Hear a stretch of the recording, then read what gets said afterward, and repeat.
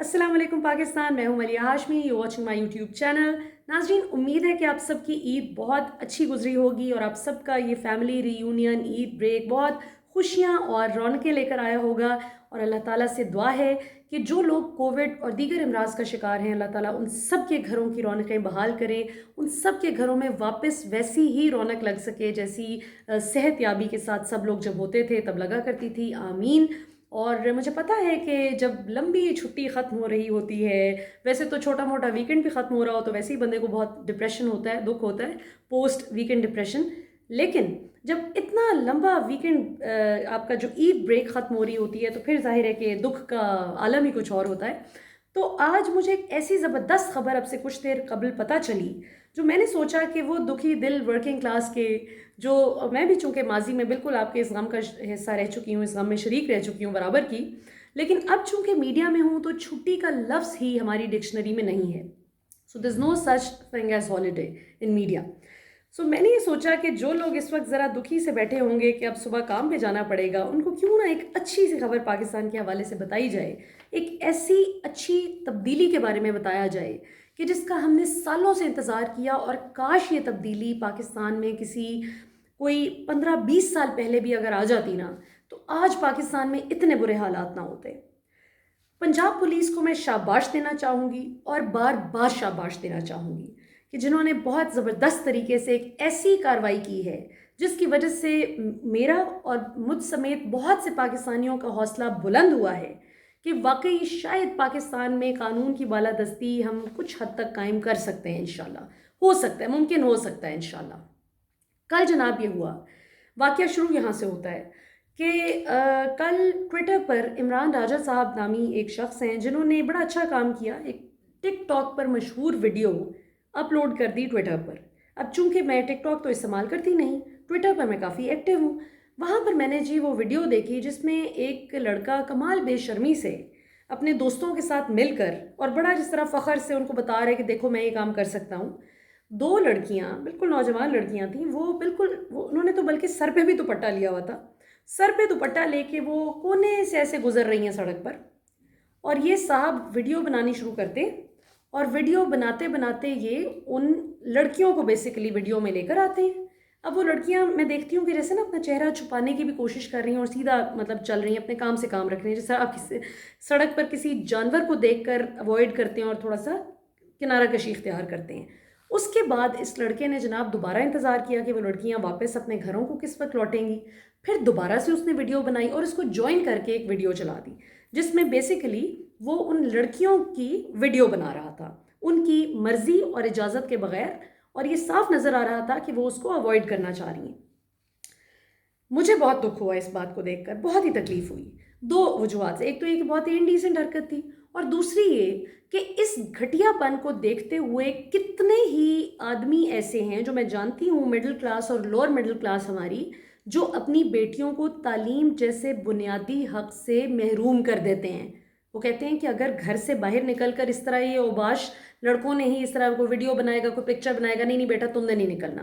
तो मुझे बहुत दुख हुआ कि यार ये क्या बात हुई कि एक तरफ हम वो औरत मार्च आंटियों से सारी, मतलब 3 साल तो हो गए कम अज़ कम जब से इन्होंने सर उठाया, तब से हम लड़ते हैं इनसे कि आप हर चीज़ पर मर्द को मुर्दे इल्ज़ाम नहीं ठहरा सकते, और मर्द की तजलील औरत की इज़्ज़त नहीं है। औरत की इज़्ज़त औरत की इज़्ज़त है, मर्द की इज़्ज़त मर्द की इज़्ज़त है। मर्द सारे बुरे नहीं होते, औरतें सारी अच्छी नहीं होती।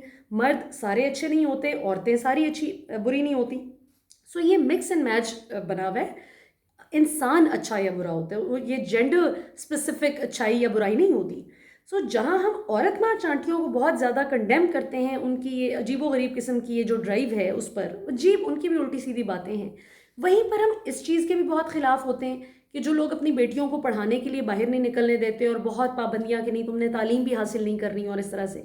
सो मुझे इतना इस बात पर दुख हुआ कि यार गलती ये ओबाश लड़के करें, घटियापन इन ओबाश लड़कों का, जबकि कीमत कौन चुकाएगा? ये बच्चियां और इन जैसी लाखों करोड़ों बच्चियां जो कि अब घरों में बिठा दी जाती हैं सिर्फ इनकी इस घटियापन की वजह से।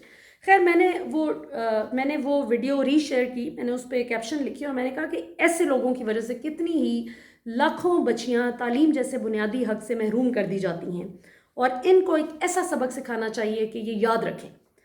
مجھے امید تو نہیں تھی سچی جو بات ہے، لیکن میں نے پنجاب پولیس کو پھر بھی ٹیگ کر دیا، اور میں شاباش دینا چاہوں گی پنجاب پولیس کو، سرگودھا پولیس کو، جنہوں نے اس لڑکے کو 24 گھنٹے کے اندر اندر ٹریس کیا اور آج وہ حوالات کے اندر بند ہے، اس کو گرفتار کر لیا گیا ہے. Very good.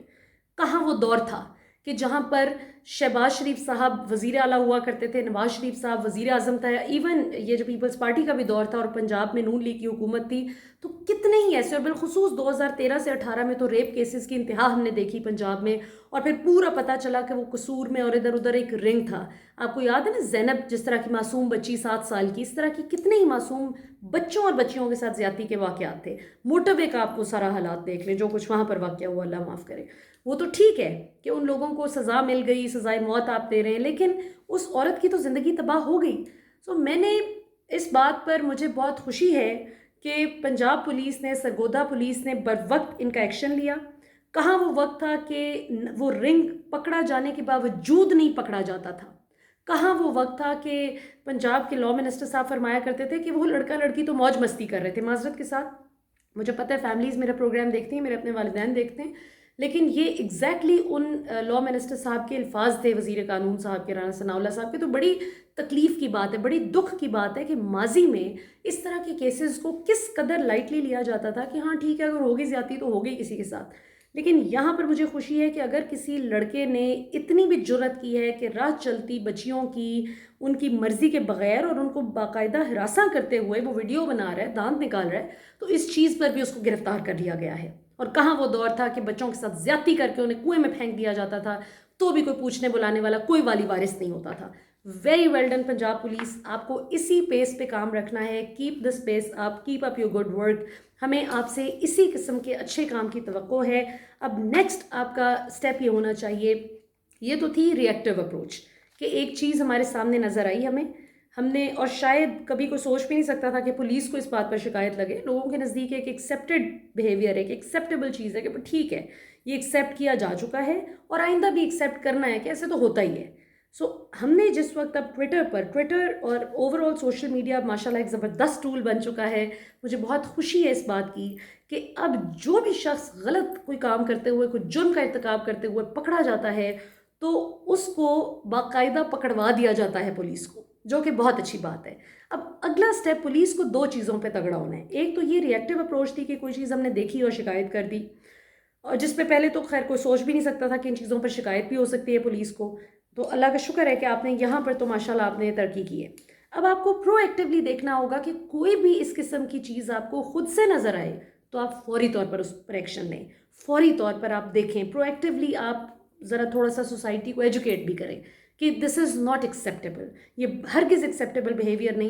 مجھے شرم آ رہی تھی لوگوں کے وہ کامنٹس دیکھ کر کہ جی یہ بچیاں باہر نکلی ہی کیوں، ان کا کیا کام تھا باہر نکلنے کو. کسی نے کہا جی برقع کیوں نہیں پہنا تھا. وہ یار سر پہ دوپٹہ لیا ہوا تھا، اور بالفرض نہ بھی لیا ہوتا تو بھی کس نے ان لڑکوں کو اجازت دی کہ وہ ان کی ویڈیوز بنائیں؟